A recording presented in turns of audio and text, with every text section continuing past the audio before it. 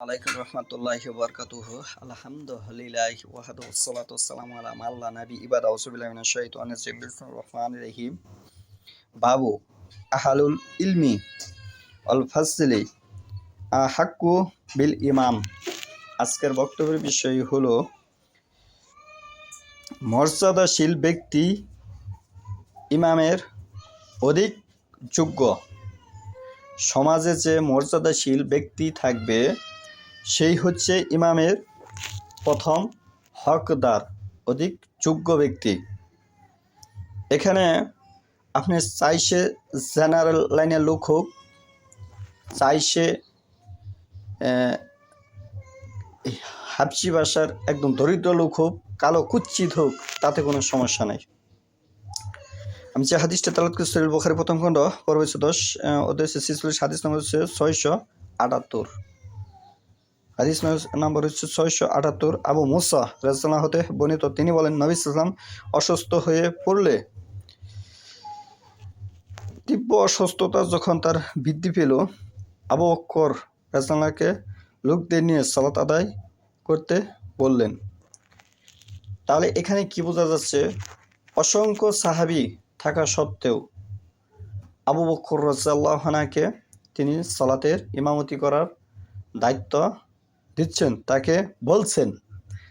তাহলে এখানে যদি হাফেজ বিষয়টা গুরুত্বপূর্ণ হতো, তাহলে সে বলতে যে হাফেজকে ডেকে আনো, সে যেন ইমামতি করে।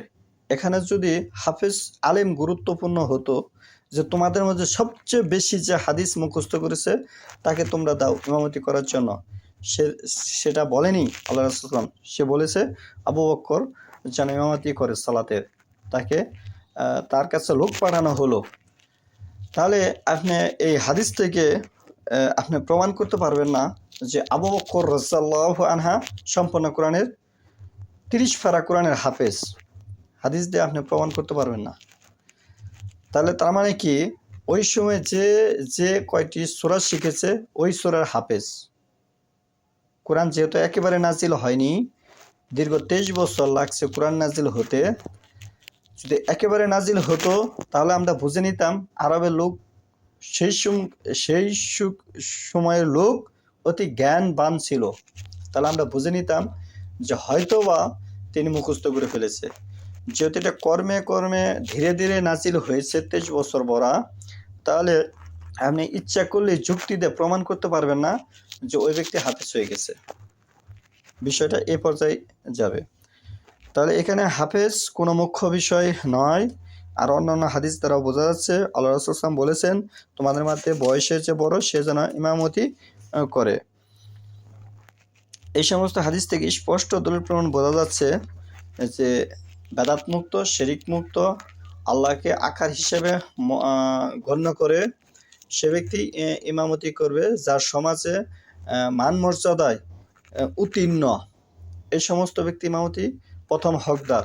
এখানে হাফেজ আলেমের কোনো বিষয় নয়।